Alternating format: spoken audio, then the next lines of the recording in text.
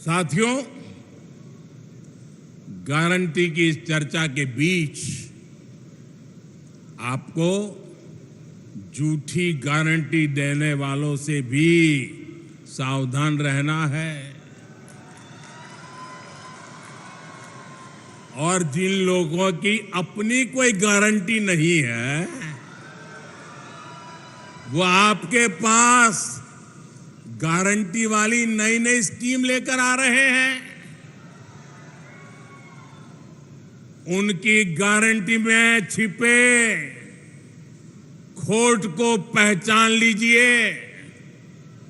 झूठी गारंटी के नाम पर उनके धोखे के खेल को भांप लीजिए।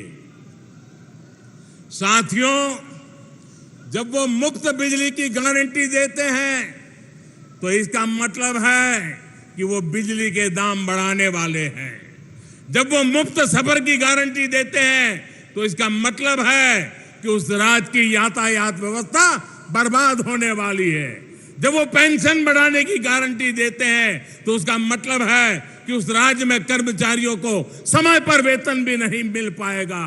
जब वो सस्ते पेट्रोल की गारंटी देते हैं तो इसका मतलब है कि वो टैक्स बढ़ाकर आपकी जेब से पैसे निकालने की तैयारी कर रहे हैं।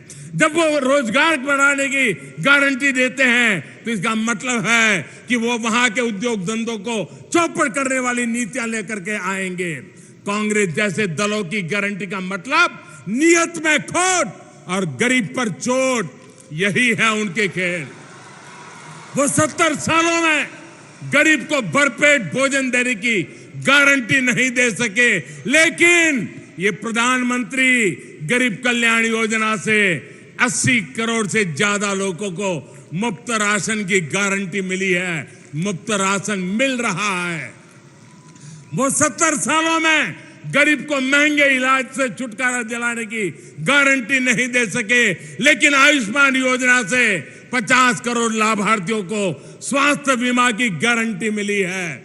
वो 70 सालों में महिलाओं को धुएं से छुटकारा दिलाने की गारंटी नहीं दे सके, लेकिन उज्ज्वला योजना से करीब 10 करोड़ महिलाओं को धुआं मुक्त जीवन की गारंटी मिली है। वो 70 सालों में गरीब को पैरों पर खड़ा करने की गारंटी नहीं दे सके, लेकिन मुद्रा योजना से 8.5 करोड़ लोगों को सम्मान से स्वरोजगार की गारंटी मिली है। उनकी गारंटी का मतलब है कहीं ना कहीं कुछ गड़बड़ है। आज जो एक साथ आने का दावा कर रहे हैं, सोशल मीडिया में उनके पुराने बयान वायरल हो रहे हैं। वो हमेशा से एक दूसरे को पानी पी पी करके कोसते रहे हैं। यानी विपक्षी एकजुटता की गारंटी नहीं है। ये परिवारवादी पार्टियां सिर्फ अपने परिवार के भले के लिए काम करती आई है। यानी उनके पास देश के सामान्य मानवी के परिवार को आगे ले जाने की गारंटी नहीं है। जिन पर भ्रष्टाचार के आरोप हैं वो जमानत लेकर के बाहर घूम रहे हैं। जो घोटालों के आरोपों में सजा काट रहे हैं वो एक मंच पर दिख रहे हैं। यानी उनके पास भ्रष्टाचार मुक्त शासन की गारंटी नहीं है। वो एक सुर में देश के खिलाफ बयान दे रहे हैं। वो देश विरोधी तत्वों के साथ बैठकें कर रहे हैं। यानी उनके पास आतंकवाद मुक्त भारत की गारंटी नहीं है। वो गारंटी देकर निकल जाएंगे, लेकिन भुगतना आपको पड़ेगा। वो गारंटी देकर अपनी जेब भर लेंगे, लेकिन नुकसान आपके बच्चों का होगा। वो गारंटी देकर अपने परिवार को आगे ले जाएंगे, लेकिन इसकी कीमत देश को चुकानी पड़ेगी। इसलिए आपको कांग्रेस समेत ऐसे हर राजनीतिक दल की गारंटी से सतर्क रहना है। साथियों, इन झूठी गारंटी देने वालों का रवैया हमेशा से आदिवासियों के खिलाफ रहा है।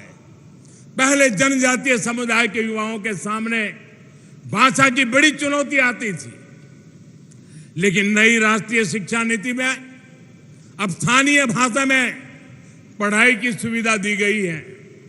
लेकिन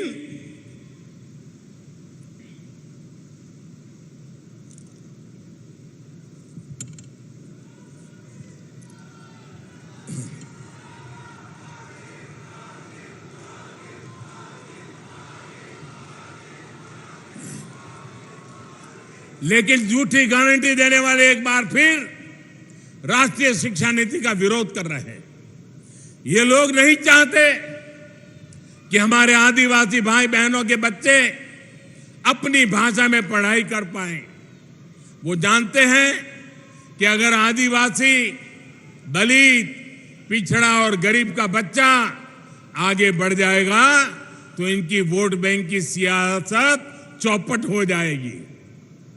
मैं जानता हूं आदिवासी इलाकों में स्कूलों का, कॉलेजों का कितना महत्व है। इसलिए हमारी सरकार ने 400 से अधिक नए एकलव्य स्कूलों में आदिवासी बच्चों को आवासीय शिक्षा का अवसर दिया है। अकेले मध्य प्रदेश के स्कूलों में ही ऐसे 24,000 विद्यार्थी पढ़ रहे हैं। साथियों, पहले की सरकारों ने जनजातीय समाज की लगातार उपेक्षा की। हमने अलग आदिवासी मंत्रालय बनाकर इसे अपनी प्राथमिकता बनाया। हमने इस मंत्रालय का बजट 3 गुना बढ़ाया है। पहले जंगल और जमीन को लूटने वालों को संरक्षण मिलता था। हमने फॉरेस्ट राइट एक्ट के तहत 20 लाख से ज्यादा टाइटल बांटे हैं। उन लोगों ने पैसा एक्ट के नाम पर इतने वर्षों तक राजनीतिक रोटियां सेकी, लेकिन हमने पैसा एक्ट लागू कर जनजातीय समाज को उनका अधिकार दिया। पहले आदिवासी परंपराओं और कला कौशल का मजाक बनाया जाता था, लेकिन हमने आदि महोत्सव जैसे आयोजन शुरू किए। साथियों, बीते 9 वर्षों में आदिवासी गौरव को सहेजने और समृद्ध करने के लिए भी निरंतर काम हुआ है। अब भगवान बिरसा मुंडा के जन्मदिन पर 15 नवंबर को पूरा देश जनजातीय गौरव दिवस मनाता है। आज देश के अलग अलग राज्यों में आदिवासी स्वतंत्रता सेनानियों को समर्पित म्यूजियम बनाए जा रहे हैं। इन प्रयासों के बीच हमें पहले की सरकारों का व्यवहार भी भूलना नहीं है। जिन्होंने दशकों तक देश में सरकार चलाई, उनका रवैया आदिवासी समाज के प्रति, गरीबों के प्रति असंवेदनशील और अपमानजनक रहा। जब तक आदिवासी महिला को देश का राष्ट्रपति बनाने की बात आई थी तो हमने कई दलों का रवैया देखा है। आप एमपी के लोगों ने भी इनके रवैयों को साक्षात देखा है। जब शहडोल संभाग में केंद्रीय जनजातीय विश्वविद्यालय खुला तो उसका नाम भी उन्होंने अपने परिवार के नाम पर रख दिया, जबकि शिवराज जी की सरकार ने छिंदवाड़ा विश्वविद्यालय का नाम महान गौण क्रांतिकारी राजा शंकर शाह के नाम पर रखा है। टंटिया मामा जैसे नायकों की भी उन्होंने पूरी उपेक्षा की, लेकिन हमने पाताल पानी स्टेशन का नाम टंटिया मामा के नाम पर रखा। उन लोगों ने गौण समाज के इतने बड़े नेता श्री दलवीर सिंह जी के परिवार को भी अपमान किया, उसकी भरपाई भी हमने की। हमने उन्हें सम्मान दिया। हमारे लिए आदिवासी नायकों का सम्मान हमारे आदिवासी युवाओं का सम्मान है, आप सभी का सम्मान है। साथियों, हमें इन प्रयासों को आगे भी बनाए रखना है, उन्हें और रफ्तार देनी है, और ये आपके सहयोग से, आपके आशीर्वाद से ही संभव होगा। मुझे विश्वास है आपके आशीर्वाद और रानी दुर्गावती की प्रेरणा ऐसे ही हमारे पथ प्रदर्शन करती रहेगी। अभी शिवराज जी बता रहे थे कि 5 अक्टूबर को रानी दुर्गावती जी की 500वीं जयंती आ रही है। मैं आज जब आपके बीच आया हूं, रानी दुर्गावती के पराक्रम की इस पवित्र भूमि पर आया हूं, तो मैं आज देशवासियों के समक्ष घोषणा करता हूं कि रानी दुर्गावती जी की 500वीं जन्म शताब्दी पूरे देश में भारत सरकार मनाएगी।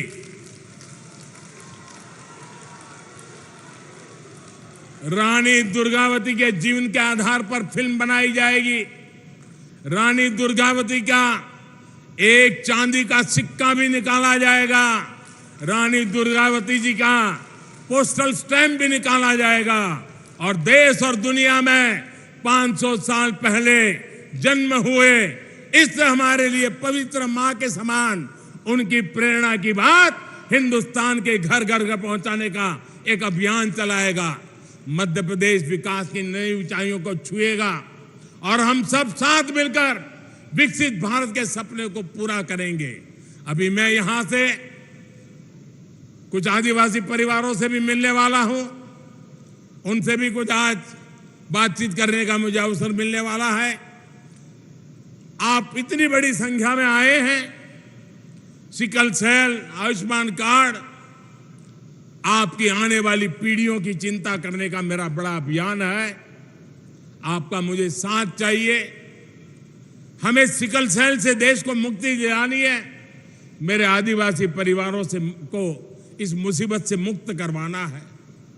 मेरे लिए मेरे दिल से जुड़ा हुआ एक काम है और इसमें मुझे आपकी मदद चाहिए। मेरे आदिवासी परिवारों का मुझे साथ चाहिए। आपसे यही प्रार्थना करता हूं, स्वस्थ रहिए, समृद्ध बनिए। इसी कामना के साथ आप सभी का बहुत बहुत धन्यवाद। भारत माता की, भारत माता की।